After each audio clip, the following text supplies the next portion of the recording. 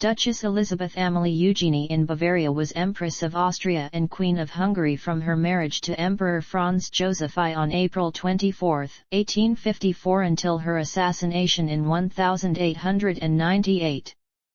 Elisabeth was born into the royal Bavarian house of Wittelsbach. Nicknamed Sissi, she enjoyed an informal upbringing before marrying Emperor Franz Joseph I at the age of 16. The marriage thrust her into the much more formal Habsburg court life, for which she was unprepared and which she found uncongenial. Early in the marriage, she was at odds with her mother-in-law, Archduchess Sophie, who took over the rearing of Elizabeth's daughters, one of whom, Sophie, died in infancy. The birth of a son to the imperial couple, Crown Prince Rudolf, improved Elizabeth's standing at court, but her health suffered under the strain. As a result, she would often visit Hungary for its more relaxed environment. She came to develop a deep kinship with Hungary and helped to bring about the dual monarchy of Austria-Hungary in 1867. The death of Elizabeth's only son and his mistress Mary Vetsera in a murder-suicide at his hunting lodge at Mayerling in 1889 was a blow from which the Empress never recovered. She withdrew from court duties and travelled widely, unaccompanied by her family. In 1890, she had the Palace Achillean built on the Greek island of Corfu. The palace featured an elaborate mythological motif and served as a refuge, which Elizabeth visited often. She was obsessively concerned with maintaining her youthful figure and beauty. In 1897, her sister, Sophie, died in an accidental fire at the Bazar de la Charité charity event in Paris. While travelling in Geneva in 1898, Elizabeth was mortally wounded by an Italian anarchist named Luigi Lucchini. Her tenure of 44 years was the longest of any Austrian empress. Biography. Duchess in Bavaria.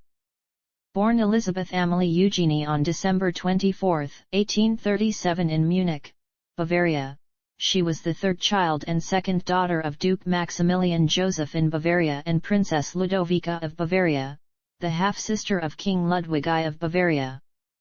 Maximilian was considered to be rather peculiar. He had a childish love of circuses and travelled the Bavarian countryside to escape his duties. The family's homes were the Herzog Maxpalais in Munich during winter and Passenhofen Castle in the summer months, far from the protocols of court. Sissi and her siblings grew up in a very unrestrained and unstructured environment. She often skipped her lessons to go riding about the countryside. In 1853, Princess Sophie of Bavaria, the domineering mother of 23-year-old Emperor Franz Joseph, preferring to have a niece as a daughter-in-law rather than a stranger, arranged a marriage between her son and her sister Ludovica's eldest daughter, Helene. Although the couple had never met, Franz Joseph's obedience was taken for granted by the Archduchess, who was once described as the only man in the Hofburg for her authoritarian manner. The Duchess and Helene were invited to journey to the resort of Bad Ischl, Upper Austria to receive his formal proposal of marriage. The then 15-year-old Sissi accompanied her mother and sister, and they travelled from Munich in several coaches. They arrived late as the Duchess, prone to migraines, had to interrupt the journey. The coach with their gala dresses never did arrive. Before leaving for Bad Ischl, the Bavarian court had gone into mourning over the death of the Queen Dowager's brother George, so they were dressed in black and unable to change to more suitable clothing before meeting the young emperor. While black did not suit 18-year-old Helene's dark coloring, by contrast, it made her younger sister's blonder looks more striking. Helene was a pious, quiet young woman, and while she and Franz Joseph felt ill at ease in each other's company, he was instantly infatuated with her younger sister. He did not propose to Helene, but instead, he defied his mother and informed her that if he could not have Elisabeth, he would not marry at all. 5 days later, their betrothal was officially announced. The couple was married 8 months later in Vienna, at the Augustinerkirche, on April 24, 1854. The marriage was finally consummated 3 days later, and Elizabeth received a dower equal to $240,000 today. Empress of Austria. After enjoying an informal and unstructured childhood, Elizabeth, who was shy and introverted by nature, and more so among the stifling formality of Habsburg court life, had difficulty adapting to the Hofburg and its rigid protocols and strict etiquette. Within a few weeks, Elizabeth started to display health problems. She experienced fits of coughing and became anxious and frightened whenever she had to descend a narrow or steep staircase. She was surprised to learn she was pregnant and gave birth to her first child, a daughter, Archduchess Sophie of Austria, just 10 months after her wedding. The elder Archduchess Sophie, who often referred to Elizabeth as a silly young mother, not only named the child, without consulting the mother, but she took complete charge of the baby, refusing to allow Elizabeth to breastfeed or otherwise care for her own child. When a second daughter, Archduchess Gisela of Austria, was born a year later, the Archduchess took the baby away from Elizabeth as well. The fact that she had not produced a male heir made Elizabeth increasingly unwanted in the palace. One day, she found a pamphlet on her desk with the following words underlined: "The natural destiny of a queen is to give an heir to the throne. If the queen is so fortunate as to provide the state with a crown prince, this should be the end of her ambition. She should by no means meddle with the government of an empire, the care of which is not a task for women. If the queen bears no sons, she is merely a foreigner in the state, and a very dangerous foreigner, too. For as she can never hope to be looked on kindly here, and must always expect to be sent back whence she came, so will she always seek to win the king by other than natural means. She will struggle for position and power by intrigue and the sowing of discord, to the mischief of the king, the nation, and the empire." Her mother-in-law is generally considered to be the source of the malicious pamphlet. The accusation of political meddling referred to Elizabeth's influence on her husband regarding his Italian and Hungarian subjects. When she traveled to Italy with him, she persuaded him to show mercy toward political prisoners. In 1857, Elizabeth visited Hungary for the first time with her husband and 2 daughters, and it left a deep and lasting impression upon her, which many historians attribute to the fact that in Hungary, she found a welcome respite from the constraints of Austrian court life. It was the first time that Elizabeth had met with men of character in Franz Joseph's realm, and she became acquainted with an aristocratic independence that scorned to hide its sentiments behind courtly forms of speech. She felt her innermost soul reach out in sympathy to the proud, steadfast people of this land. Unlike the Archduchess, who despised the Hungarians, Elizabeth felt such an affinity for them that she began to learn Hungarian. In turn, the country reciprocated in its adoration of her. Writing about his visit to Hungary in 1934, Patrick Lee Fermor notes that Elizabeth's picture was framed on desks and tables and grand pianos, and that her love for Hungary and the Hungarians was returned with interest and still declared, 36 years after her assassination, with all the ardor of Burke for Marie Antoinette. This same trip proved tragic, as both of Elizabeth's children became ill. While Gisela recovered quickly, 2-year-old Sophie grew steadily weaker before finally succumbing to her illness and passing away. It is generally assumed today that she died of typhus. Her death pushed Elizabeth, who was already prone to bouts of melancholy, into periods of heavy depression, which would haunt her for the rest of her life. She turned away from her living daughter and began neglecting her, and according to historians, their relationship never recovered. In December 1857, Elizabeth became pregnant for the 3rd time, and her mother, who had been concerned about her daughter's physical and mental health, hoped that this new pregnancy would help her recover. Physical regimen. At 173 centimeters, Elizabeth was unusually tall. Through fasting and exercise such as gymnastics and riding, she maintained her weight at approximately 50 kilograms for most of her life. In deep mourning after her daughter Sophie's death, Elizabeth refused to eat for days, a behavior that would reappear in later periods of melancholy and depression. Whereas she previously had supper with the family, she now began to avoid this, and if she did eat with them, she ate quickly and very little. Whenever her weight threatened to exceed 50 kilos, a fasting cure or hunger cure would follow, which involved almost complete fasting.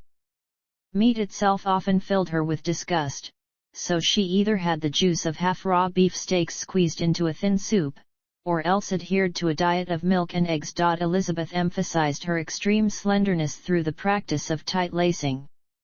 During the peak period of 1859–60, which coincided with Franz Joseph's political and military defeats in Italy, her sexual withdrawal from her husband after 3 pregnancies in rapid succession, and her losing battle with her mother-in-law for dominance in rearing her children, she reduced her waist to 40 centimeters in circumference.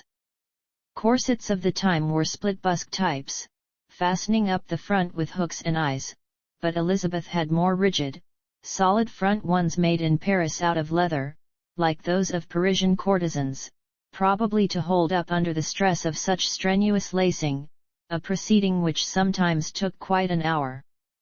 The fact that she only wore them for a few weeks may indicate that even leather proved inadequate for her needs. Elizabeth's defiant flaunting of this exaggerated dimension angered her mother-in-law, who expected her to be pregnant continuously. Although on her return to Vienna in August 1862, a lady-in-waiting reported that she eats properly, sleeps well, and does not tight lace anymore, her clothing from this time until her death still measured only 47 to 49.5 centimeters around the waist, which prompted the Prince of Hesse to describe her as almost inhumanly slender. She developed a horror of fat women and transmitted this attitude to her youngest daughter, who was terrified when, as a little girl, she first met Queen Victoria. In her youth Elizabeth followed the fashions of the age, which for many years wore cage crinolined hoop skirts, but when fashion began to change, she was at the forefront of abandoning the hoop skirt for a tighter and leaner silhouette. She disliked both expensive accoutrements and the protocol that dictated constant changes of clothing, preferring simple, monochromatic riding habit-like attire. 292 She never wore petticoats or any other underlinen, as they added bulk, and was often literally sewn into her clothes, to bypass waistbands, creases, and wrinkles and to further emphasize the wasp waist that became her hallmark. The Empress developed extremely rigorous and disciplined exercise habits. Every castle she lived in was equipped with a gymnasium, the Knights' Hall of the Hofburg was converted into one, mats and balance beams were installed in her bedchambers so that she could practice on them each morning, and the imperial villa at Ischl was fitted with gigantic mirrors so that she could correct every movement and position. She took up fencing in her 50s with equal discipline. A fervent horsewoman, she rode every day for hours on end, becoming probably the world's best, as well as best known, female equestrian at the time. When, due to sciatica, she could no longer endure long hours in the saddle, she substituted walking, subjecting her attendants to interminable marches and hiking tours in all weather. In the last years of her life, Elizabeth became even more restless and obsessive, weighing herself up to 3 times a day. She regularly took steam baths to prevent weight gain. By 1894 she had wasted away to near emaciation, reaching her lowest point of 95.7 pounds. There were some aberrations in Elizabeth's diet that appear to be signs of binge eating. On one occasion in 1878 the Empress astonished her traveling companions when she unexpectedly visited a restaurant incognito, where she drank champagne, ate a broiled chicken and an Italian salad, and finished with a considerable quantity of cake. She may have satisfied her urge to binge in secret on other occasions. In 1881 she purchased an English country house and had a spiral staircase built from her living room into the kitchen, so that she could reach it in private. Beauty. She is known as one of the most beautiful women of 19th century Europe. In addition to her rigorous exercise regimen, Elisabeth practiced demanding beauty routines. Daily care of her abundant and extremely long hair, which in time turned from the dark blonde of her youth to chestnut brunette, took at least 3 hours. Her hair was so long and heavy that she often complained that the weight of the elaborate double braids and pins gave her headaches. Her hairdresser, Franziska Pfeifferlich, was originally a stage hairdresser at the Wiener Burg Theatre. Responsible for all of Elisabeth's ornate hairstyles, she generally accompanied her on her wanderings. Pfeifferlich was forbidden to wear rings and required to wear white gloves. After hours of dressing, braiding, and pinning up the empress tresses, the hairs that fell out had to be presented in a silver bowl to her reproachful empress for inspection. When her hair was washed with a combination of eggs and cognac once every 2 weeks, all activities and obligations were cancelled for that day. Before her son's death, she tasked Pfeifferlich with tweezing grey hairs away, but at the end of her life her hair was described as abundant, though streaked with silver threads. 58 Elisabeth used these captive hours during grooming to learn languages. She spoke fluent English and French, and added modern Greek to her Hungarian studies. Her Greek tutor, Konstantin Christomanos, described the ritual. "Hairdressing takes almost 2 hours," she said, "and while my hair is busy, my mind stays idle. I am afraid that my mind escapes through the hair and onto the fingers of my hairdresser. Hence my headache afterwards."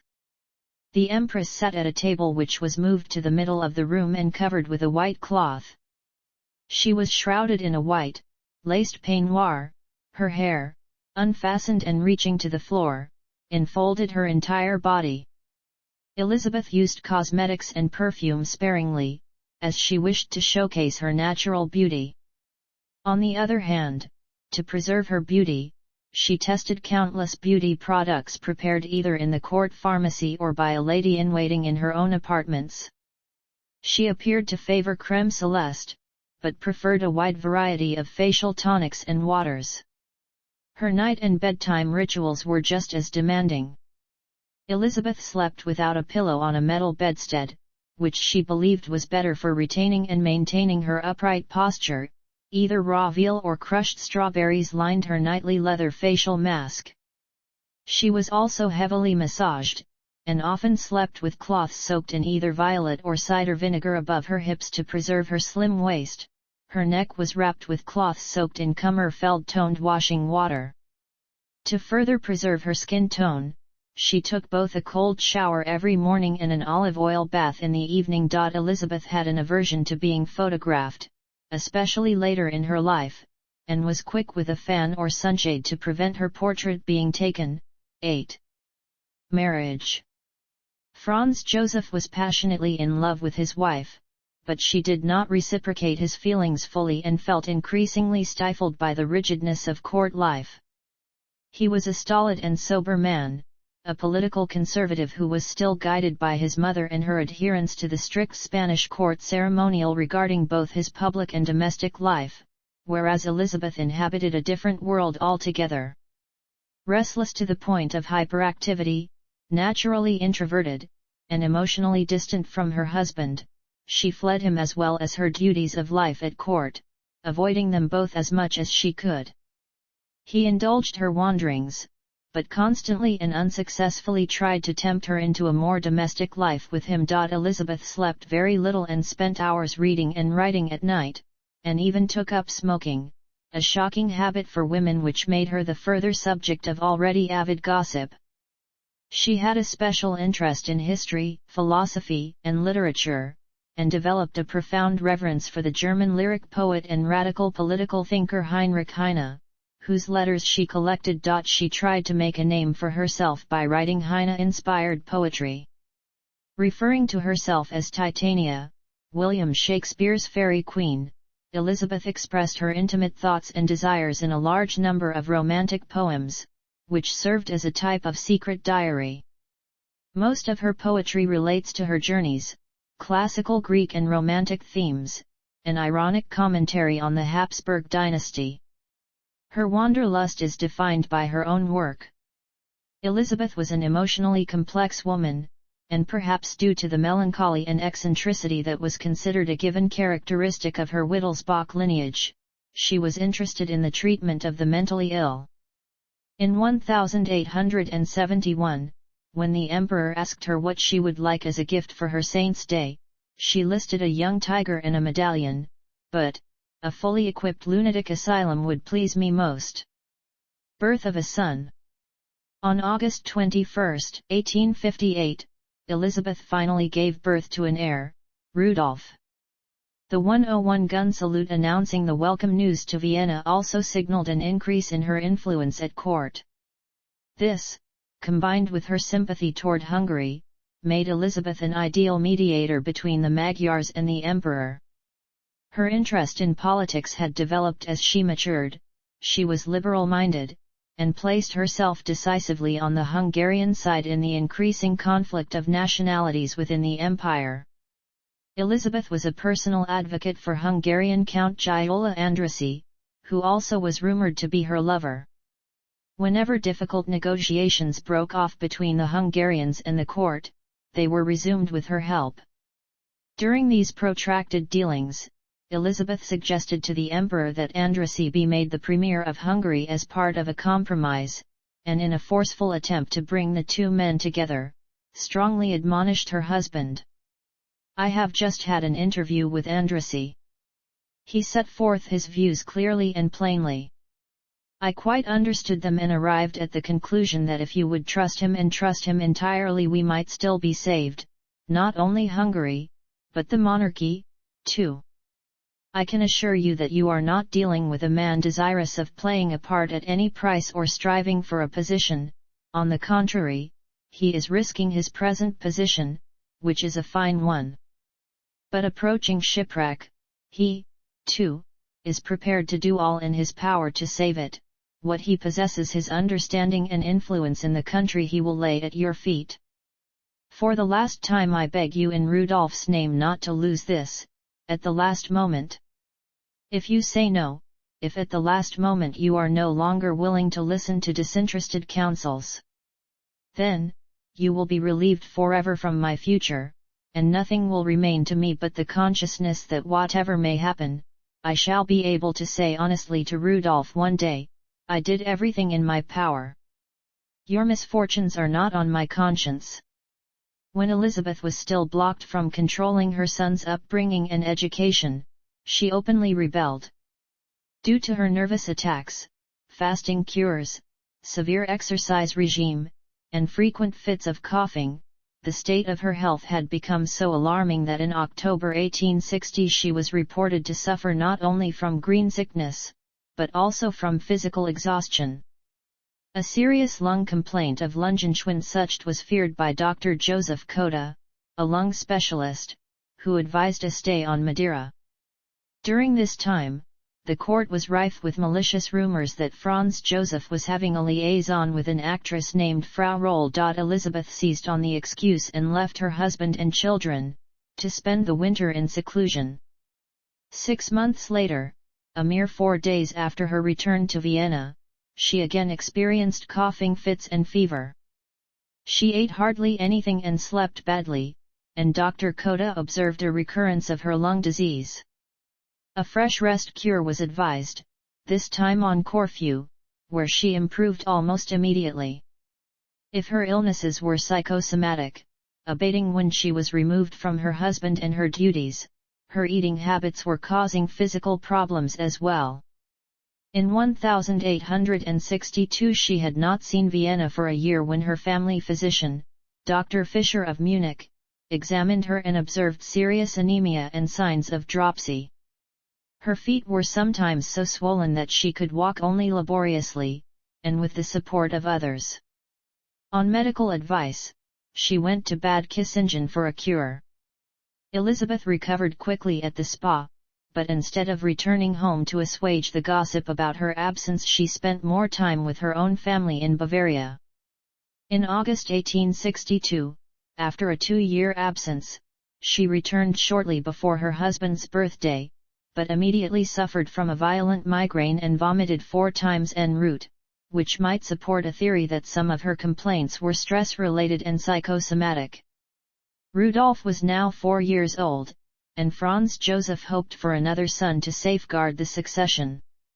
Dr. Fischer claimed that the health of the Empress would not permit another pregnancy, and she would regularly have to go to Kissingen for a cure. Elisabeth fell into her old pattern of escaping boredom and dull court protocol through frequent walking and riding, using her health as an excuse to avoid both official obligations and sexual intimacy. Preserving her youthful appearance was also an important influence in her avoidance of pregnancies. Children are the curse of a woman, for when they come, they drive away beauty, which is the best gift of the gods. She was now more assertive in her defiance of her husband and mother-in-law than before, openly opposing them on the subject of the military education of Rudolf, who, like his mother, was extremely sensitive and not suited to the life at court. Hungarian coronation. After having used every excuse to avoid pregnancy, Elisabeth later decided that she wanted a 4th child. Her decision was at once a deliberate personal choice and a political negotiation. By returning to the marriage, she ensured that Hungary, with which she felt an intense emotional alliance, would gain an equal footing with Austria. The Austro-Hungarian Compromise of 1867 created the dual monarchy of Austria-Hungary.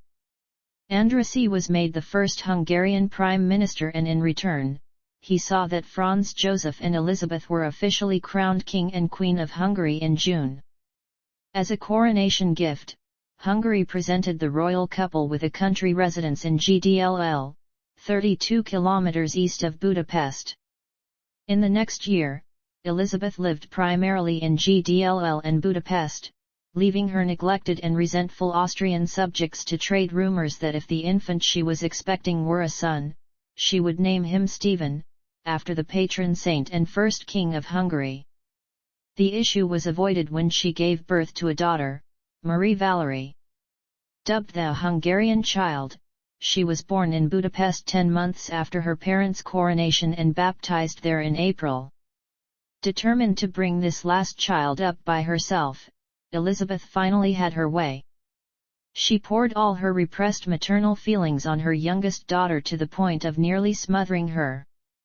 Sophie's influence over Elisabeth's children and the court faded, and she died in 1872.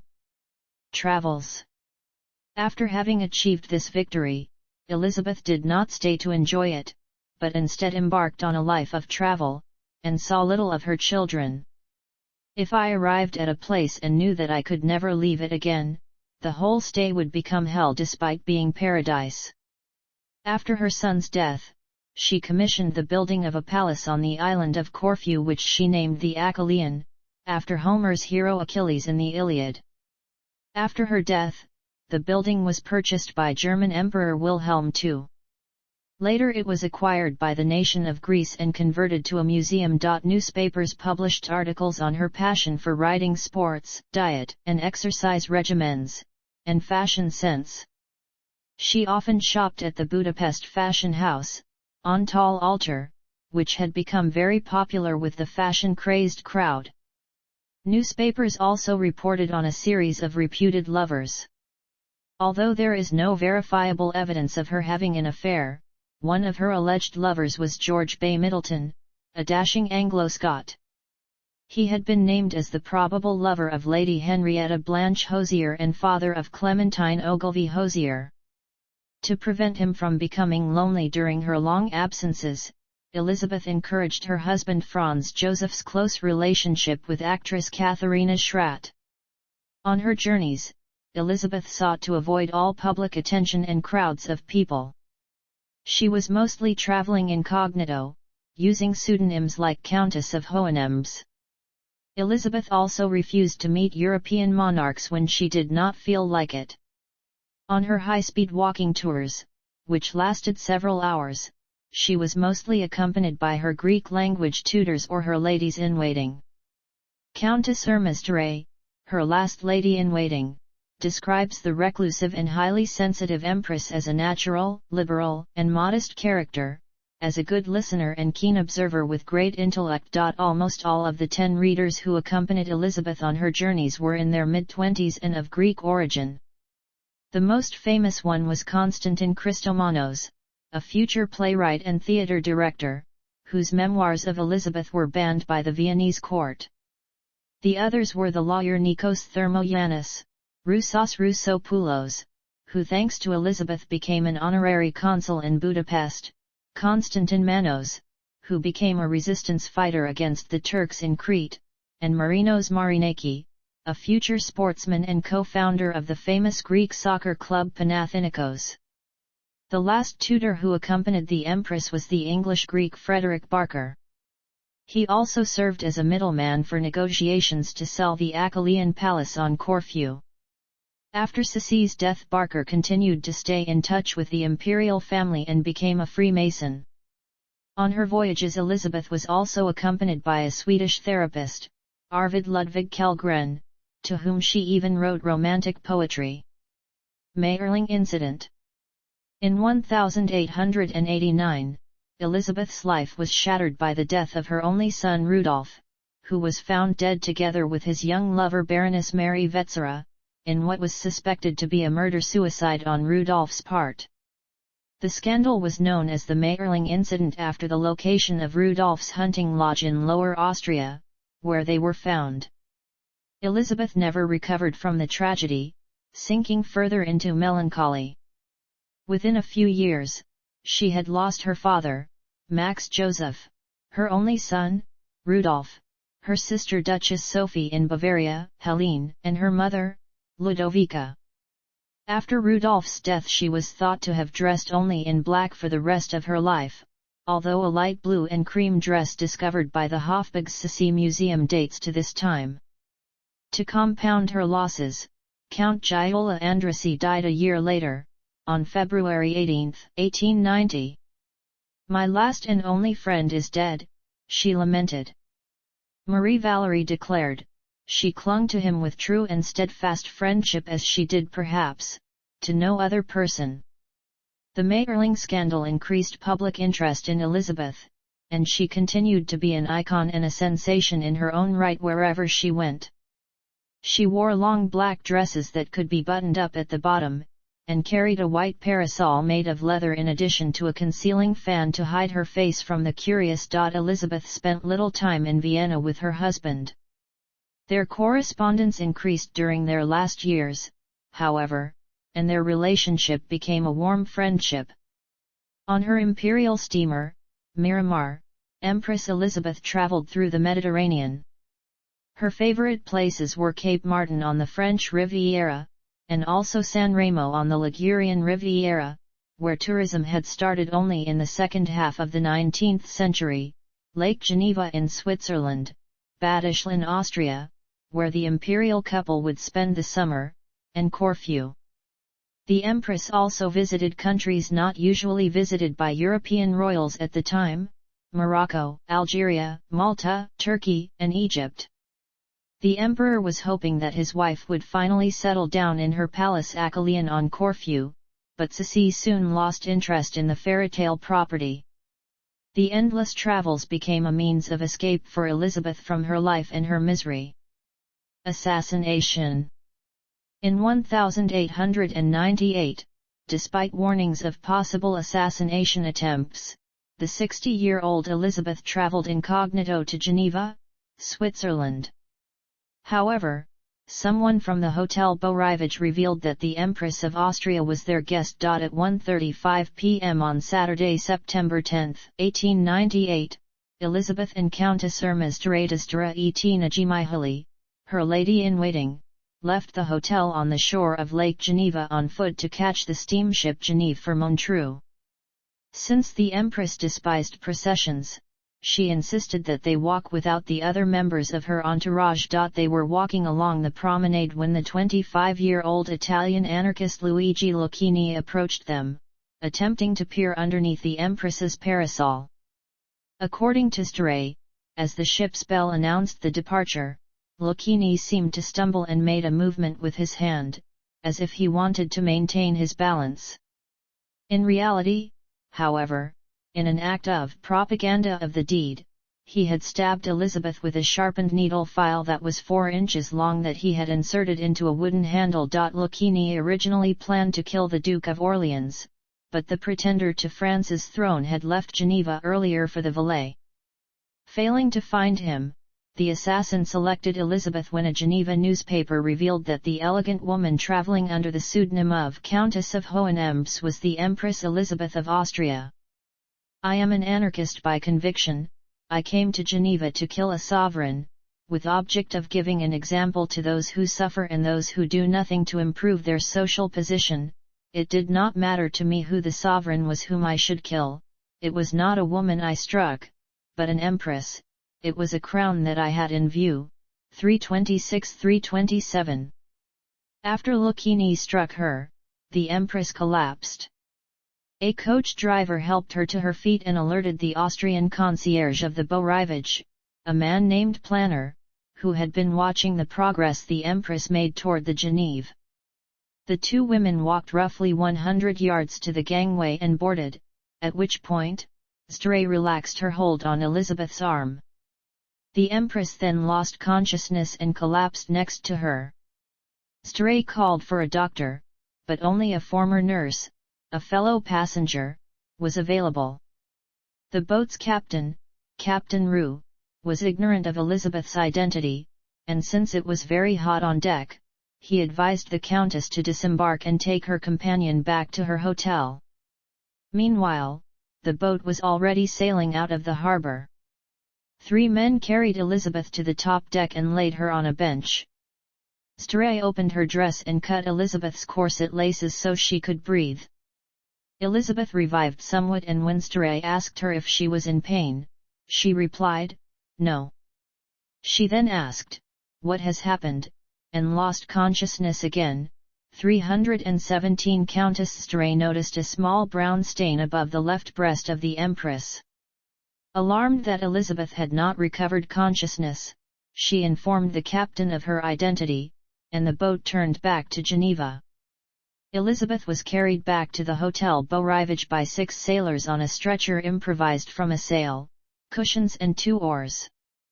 Fanny Mayer, the wife of the hotel director, a visiting nurse, and the Countess undressed Elisabeth and removed her shoes, at which point Stray noticed a few small drops of blood and a small wound. When they then removed her from the stretcher to the bed, she was clearly dead. Frau Mayer believed the 2 audible breaths she heard the Empress take as she was brought into the room were her last. 2 doctors, Dr. Golay and Dr. Mayer, arrived, along with a priest, who was too late to grant her absolution. Mayer incised the artery of her left arm to ascertain death and found no blood. She was pronounced dead at 2:10 p.m. Everyone knelt down and prayed for the repose of her soul, and Countess Stray closed Elisabeth's eyes and joined her hands. 333. Elisabeth had been the Empress of Austria for 44 years. When Franz Joseph received the telegram informing him of Elisabeth's death, his first fear was that her death was caused by suicide. It was only when a later message arrived, detailing the assassination, that he was reassured on that point. The telegram asked permission to perform an autopsy, and the response was that whatever procedures were prescribed should be adhered to. 324. The autopsy was performed the next day by Golay, who discovered that the weapon, which had not yet been found, had penetrated 3.33 inches into Elisabeth's thorax, fractured the 4th rib, pierced the lung and pericardium, and penetrated the heart from the top before coming out the base of the left ventricle. Because of the sharpness and thinness of the file, the wound was very narrow and, due to pressure from Elisabeth's extremely tight corseting, the hemorrhage of blood into the pericardial sac around the heart was slowed to mere drops. Until this sac filled, a medical emergency known as cardiac tamponade, the beating of her heart was not impeded, which is why Elisabeth had been able to walk from the site of the assault and up the boat's boarding ramp. Had the weapon not been removed, she would have lived a while longer, as it would have acted like a plug to stop the bleeding.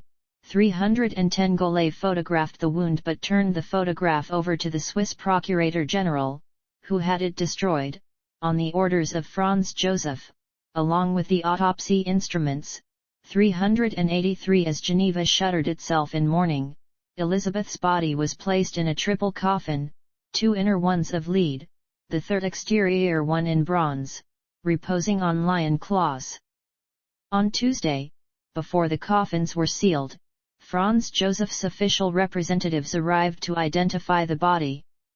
The coffin was fitted with 2 glass panels, covered with doors, which could be slid back to allow her face to be seen. 333 On Wednesday morning, Elisabeth's body was carried back to Vienna aboard a funeral train. The inscription on her coffin read, "Elisabeth, Empress of Austria." The Hungarians were outraged, and the words, "and Queen of Hungary" were hastily added. The entire Austro-Hungarian Empire was in deep mourning. 82 sovereigns and high-ranking nobles followed her funeral cortege on the morning of September 17 to the tomb in the Capuchin Church. 359. Aftermath. After the attack, Lucchini fled down the Rue des Alpes, where he threw the file into the entrance to number 3. He was caught by 2 cab drivers and a sailor, then secured by a gendarme. The weapon was found the next day by the concierge during his morning cleaning. He thought it belonged to a laborer who had moved the day before and did not notify the police of his discovery until the following day. There was no blood on the file and the tip was broken off, which occurred when Lucchini threw it away. The file was so dull in appearance it was speculated that it had been deliberately selected because it would be less noticeable than a shiny knife, which would have given Lucchini away as he approached. 313 Lucchini had planned to purchase a stiletto, but lacking the price of 12 francs he had simply sharpened an old file into a homemade dagger and cut down a piece of firewood into a handle. Although Lucchini boasted that he acted alone, because many political refugees found a haven in Switzerland. The possibility that he was part of a plot and that the life of the emperor was also in danger was considered. Once it was discovered that an Italian was responsible for Elisabeth's murder, unrest swept Vienna and reprisals were threatened against Italians. The intensity of shock, mourning, and outrage far exceeded that which occurred at the news of Rudolph's death. An outcry also immediately erupted over the lack of protection for the Empress. The Swiss police had been well aware of her presence, and telegrams to the appropriate authorities advising them to take all precautions had been dispatched. Police Chief Virius of the canton of Vaud had organized Elisabeth's protection, but she had detected his officers outside the hotel the day before the assassination and protested that the surveillance was disagreeable, so Virius had no choice but to withdraw them. It is also possible that if Elisabeth had not dismissed her other attendants that day, an entourage larger than one lady-in-waiting could have discouraged Lucchini, who had been following the Empress for several days, awaiting an opportunity. 321 Lucchini was brought before the Geneva court in October. Furious that the death sentence had been abolished in Geneva, he demanded that he be tried according to the laws of the canton of Lucerne, which still had the death penalty. Signing the letter, Luigi Lucchini, anarchist and one of the most dangerous. Since Elisabeth was famous for preferring the common man to courtiers, known for her charitable works, and considered such a blameless target, Lucchini's sanity was questioned initially. 322 Elisabeth's will stipulated that a large part of her jewel collection should be sold and the proceeds, then estimated at over £600,000, were to be applied to various religious and charitable organizations. Franz Joseph remarked to Prince Liechtenstein, who was the couple's devoted equerry, that a man could be found to attack such a woman, whose whole life was spent in doing good and who never injured any person, is to me incomprehensible. 323 Everything outside of the crown jewels and state property that Elisabeth had the power to bequeath was left to her granddaughter, the Archduchess Elisabeth, Rudolph's child. 367 Lucchini was declared to be sane, but was tried as a common murderer, not a political criminal. Incarcerated for life, and denied the opportunity to make a political statement by his action, he attempted to kill himself with the sharpened key from a tin of sardines on February 20, 1900. 10 years later, he hanged himself with his belt in his cell on the evening of October 16, 1910, after a guard confiscated his uncompleted memoirs. Legacy. Upon her death, Franz Joseph founded the Order of Elisabeth in memory of her. In the Volksgarten of Vienna, there is an elaborate memorial monument featuring a seated statue of the Empress by Hans Bitt Ehrlich, dedicated on June 4, 1907. On the promenade in Terratet, Switzerland, there is a monument to the Empress created by Antonio Chiattone in 1902. This town is between Montreux and Château-Gillon. The inscription mentions her many visits to the area. Near the location of her assassination at Quai du Mont Blanc on the shore of Lake Geneva, there is a statue in memoriam, created by Philip Jackson and dedicated in 1998 on the 100th anniversary of the assassination. A large number of chapels were named in her honor, connecting her to Saint Elisabeth. Various parks were named after her, such as the Empress Elisabeth Park in Meran, South Tyrol. Various residences that Elisabeth frequented are preserved and open to the public, including her Imperial Hofburg apartment and the Schönbrunn Palace in Vienna, the Hermes Villa in the Vienna Woods, the Imperial Villa in Bad Ischl, the Acolion on the island of Corfu, and her summer residence in Gdll, Hungary. Her childhood family summer residence, Pausenhofen Castle, houses the Empress Elisabeth Museum. The Empress's specially built railway sleeping car is on display at the Technisches Ces Museum in Vienna. Several sites in Hungary are named after her, two of Budapest's districts, Erzsébet and Pesterzsébet, and Elisabeth Bridge. In the village Gasztory on the Greek island of Corfu a fountain is named after Elisabeth. The Empress had donated the fountain under the sycamores for the locals. It was festively inaugurated in 1894 by the church dignitaries and later named Elizabeth Fountain. Empress Elisabeth and the Empress Elisabeth Railway named after her were recently selected as a main motif for a high-value collector coin, the Empress Elisabeth Western Railway commemorative coin. In 1998, Gerald Blanchard stole the Coeckert diamond pearl known as the Sissi star, a 10-pointed star of diamonds fanning out around one enormous pearl from an exhibit commemorating the 100th anniversary of her assassination at the Schönbrunn Palace in Vienna. It was one of approximately 27 jewel-encrusted pieces designed and made by court jeweler Jacob Heinrich Kochert for her to wear in her hair, which appears in a portrait of her by Franz Xaver Winterhalter. The star was recovered by Canadian police in 2007 and eventually returned to Austria.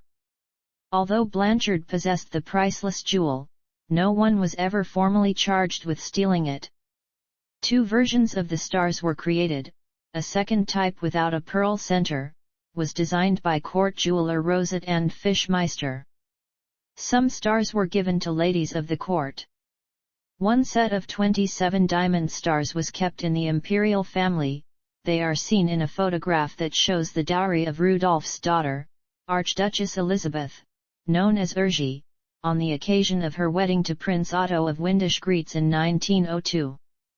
There are several statues of Empress Elisabeth in Slovakia, bronze statue by Giola Donath from 1903 in Bardejov Spa in Bardejov and busts in Polter and in Priov.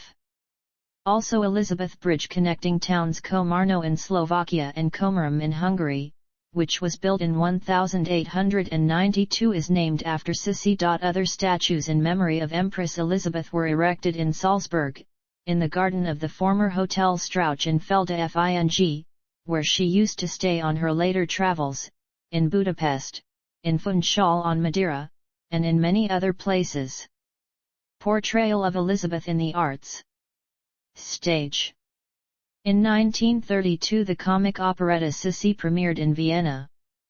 Composed by Fritz Kreisler, the libretto was written by Ernst and Hubert Marischka, with orchestrations by Robert Russell Bennett.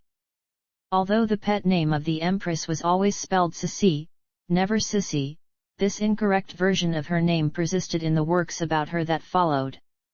In 1943 Jean Cocteau wrote a play about an imagined meeting between Elizabeth and her assassin, L'Aigle à deux têtes. It was first staged in 1946. In 1992, the musical Elisabeth premiered at the Theater an der Wien in Vienna. With libretto by Michael Kunze and music by Sylvester Levay, this is probably the darkest portrayal of the Empress' life. It portrayed Elizabeth bringing a physical manifestation of death with her to the imperial court, thus destroying the Habsburg dynasty. The leading role in the premiere was played by Dutch musical singer Pia Doos. Elizabeth went on to become the most successful German-language musical of all time and has enjoyed numerous productions around the world. Ballet. In his 1978 ballet, Mayerling Kenneth Macmillan portrayed Elizabeth in a pas de deux with her son Prince Rudolph, the principal character in the ballet. In 1993 French ballerina Sylvie Guillaume appeared in a piece entitled, Sissi, l'Impératrice anarchiste, choreographed by Maurice Bijart to Strauss's Emperor Waltz. Film. The 1921 film Kaiserin Elisabeth von Österreich was one of the first films to focus entirely on Elizabeth. It was co-written by Elizabeth's niece, Marie Lariske, and starred Carla Nelson as the title character. The film later achieved notoriety when a group of con artists started selling stills from the murder scene as actual photographs of the crime. Adolf Trotz directed the 1931 German film Elisabeth of Austria. In 1936, Columbia Pictures released The King Steps Out, a film version of the operetta Sissi, directed by Joseph von Sternberg. It starred opera diva Grace Moore and Franket Tone. Jean Cocteau directed the 1948 film version of his play The Eagle with Two Heads. Michelangelo Antonioni's 1981 film The Mystery of Oberwald is another adaptation of Cocteau's play. In the German and Italian-speaking world, Elizabeth's name is often associated with a trilogy of romantic films about her life directed by Ernst Marischka which starred a teenage Romy Schneider and made her famous worldwide. Sissi. Sissi die Jung Kaiserin. Sissi Skixeles Jahr einer Kaiserin. Forever My Love is a condensed version, with the 3 films edited down into one feature and dubbed in English. This version was released in North America in 1962. In early dramatizations, Elizabeth appears as peripheral to her husband and son, and so is always shown as a mature character. Schneider's characterization of Elizabeth as a young woman is the first time the young empress is seen on screen. The trilogy was the first to explicitly depict the romantic myth of Sissi, and ends abruptly with her determination to live a private life. Any further exploration of the topic would have been at odds with the accepted image of the loving wife, devoted mother, and benevolent empress. The 3 films, newly restored, are shown every Christmas on Austrian, German, Dutch, and French television. In 2007, the films were released as the Sissi collection with English subtitles. Schneider came to loathe the role, claiming, "Sissi sticks to me like porridge."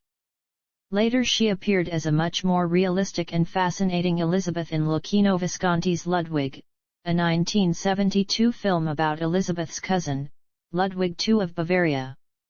A portrait of Schneider in this film was the only one, taken from her roles, which is displayed in her home. Ava Gardner played the Empress in the 1968 film Mayerling, in which Omar Sharif starred as Crown Prince Rudolph. A 1991 French-German film called Sissi la valse des cours starred French actress Vanessa Wagner as Sissi, Nils Tavernier as Emperor Franz Joseph and Sonia Kirchberger as Helene. An indirect reference to Elizabeth is made in the 2004 film Phantom of the Opera. The heroine Christine wears an elaborate white/silver ball gown in her first leading role, with diamond stars in her long, dark hair. The ensemble is modeled after Elisabeth's attire and hairstyle in the iconic winter halter portrait. In 2007, German comedian and director Michael Herbig released a computer-animated parody film based on Elisabeth under the title Elisabeth der Wild Kaiser. It is based on his Sissi parody sketches featured in his television show Bully Parade. In Bully Parade der Film, Elisabeth is played by Herbig. A recent appearance of Sissi was in the new 2012 biopic about Ludwig II of Bavaria titled Ludwig II, where she was played by Hannah Hirschsprung. In December 2014, to coincide with the presentation of the pre-fall 2015 Métiers d'Arts collection by luxury fashion house Chanel, shown in the Schloss Leopoldskron Palace, creative director Karl Lagerfeld directed a short film featuring Cara Delevingne as Empress Elisabeth accompanied by Pharrell Williams. During a dream sequence, the duo sing a song written by Williams entitled CC the World, playing on the iconic interlocking logo of the fashion house, the initials of its founder Coco Chanel, as well as the Empress's nickname Sissi. Lagerfeld recreated the iconic gown worn by Elisabeth in the portrait by winter halter, whilst Pharrell takes on attire similar to Franz Joseph. The 2022 film Corsage directed by Marie Kreutzer focuses on Empress Elisabeth's life following her 40th birthday celebrations. The film premiered at the 2022 Cannes Film Festival within the Uncertain Regard section, and actress Vicky Krieps, who played the Empress, was awarded ex aequo the Best Performance Prize. The 2023 Austrian-German-Swiss film Sissi and I, directed by Frauke Finsterwalder and starring Sandra Huller, Suzanne Wolf, Tom Rhys-Harries and Angela Winkler, tells the story of Empress Elisabeth from the point of view of her lady-in-waiting, Irma Stray, with Wolf playing the role of Empress Elisabeth and Huller in the role of Stray. The film is expected to be released in Germany on March 16, 2023. Television. Elisabeth was portrayed in episode 1 of the 1974 British television series Fall of Eagles. Diane Keane played the young Elisabeth and Rachel Gurney portrayed the Empress at the time of Rudolph's death. The 1992 BBC adaptation of Agatha Christie's Miss Marple mystery The Mirror cracked from side to side centres around the shooting of a fictitious film about Elisabeth. The role of the actress portraying the Empress was played by Claire Bloom. The Season 5 finale of the Austrian detective television series Kommissar Rex revolves around a deluded woman affected by myth of the Empress. The episode, appropriately, is entitled Sissi. A heavily fictionalized version of Elisabeth's younger years is portrayed in a 1997 animated children's series, Princess Sissi. Ariel Dombasle portrayed Elisabeth in the 2004 French television film Sissi, L'Impératrice Rebelle, detailing the last 5 days of her life. Sandra Ceccarelli portrayed an older Elisabeth in the 2006 television dramatization of the Mayerling incident, The Crown Prince. Her son and his lover were played by Max von Thun and Vittoria Puccini. In December 2009, Sissi, a two-part mini-series, premiered on European television, produced by a German, Austrian, and Italian partnership, starring Cristiana Capotondi as Elisabeth and David Roth as Emperor Franz Joseph. Like the 1997 animated series, this film portrays the romantic mythology surrounding the unhappy marriage of Elisabeth and Franz Joseph, but the political problems of the empire and the personal troubles of the main characters are dealt with in much better detail than in many other dramas. In October 2015, an Italian cartoon series Sissi, La Giovanni Imperatrice began broadcasting on Mondo TV. In 2018, after airing 2 seasons totaling 56 episodes, it sold its second season to GMTV, after already having ported it to TV Azteca in 2017. In the 2021 miniseries Sissi, aired on RTL, she was played by Dominique Davenport. In the 2022 Netflix miniseries The Empress, centering on Sissi's life, she is played by Turkish-German actress Devrim Lingna. Literature. Constantin Christomanos, who served as Elizabeth's modern Greek language tutor from 1891 to 1893 and escorted her during her stay in Corfu, published his memoirs of her shortly after her death, in his 1899 Tagebücher. Although he portrayed Elizabeth in an idealistic favorable manner as a fairy-tale princess come to life, his book greatly displeased the imperial court that declared him persona non grata and forced him to resign his university teaching position in Vienna and leave Austria. In September 2022, Netflix released The Empress, a 6-episode series dramatizing Elizabeth's life. A companion novel, also titled The Empress, will publish in tandem with the show. The novel is written by Gigi Griffiths. The story of Elizabeth is told in Susan Appleyard's 2016 ebook, In a Gilded Cage. Elizabeth's youth and early adult life are dramatized in the novel Imperial Waltz by William S. Abrahams. Elizabeth appears as a significant character in Gary Jennings' 1987 novel Spangle. The novel concerns a circus traveling through Europe at the close of the 19th century, and portrays Elizabeth's interest in circuses and daredevil horseback riding. Her story inspired the 2003 children's book The Royal Diaries, Elizabeth, the Princess Bride, set during her teenage years in 1853 and 1854. The Empress appears in the 1976 romantic fiction novel Stars in My Heart by Barbara Cartland. She features in Alexander Lernet Holania's 1960 novel Mayerling. She appears in a cameo in the short story The Road to Charing Cross in the book Flashman and the Tiger by George MacDonald Fraser. She dances with the anti-hero, Harry Flashman, at a ball at the end of the story, in which Flashman has helped prevent her husband the Emperor from being assassinated. Mark Twain wrote about the assassination of the Empress of Austria in an article entitled The Memorable Assassination, which he did not submit for publication. The Empress haunts a deadly Christmas house party in the form of a chatty biography, Life of the Empress Elisabeth of Austria, in Georgette Heyer's mystery, Envious Casca. The book and its disappearance form part of the goings-on that drive the various family members and guests to distraction. Author Alison Pataki wrote a historical fiction novel about Elizabeth and her marriage to Emperor Franz Joseph entitled The Accidental Empress, in February 2015. Its sequel, Sissi, Empress on Her Own, ISBN 9780812989052, was published in March 2016. Journalist Jennifer Bowers-Bonney wrote the non-fiction narrative of the theft of the Coeckert diamond and pearl jewel titled Stealing Sissi's Star, How a Master Thief Nearly Got Away with Austria's Most Famous Jewel, published by McFarland & Co., June 2015. In 1988, historian Bridget Heyman wrote The Reluctant Empress, a biography of Empress Elisabeth of Austria, reviving interest in Franz Joseph's consort. Unlike previous portrayals of Elizabeth as a one-dimensional fairy tale princess, Heyman portrayed her as a bitter, unhappy woman full of self-loathing and suffering from various emotional and mental disorders. She was seen to have searched for happiness, but died a broken woman who never found it.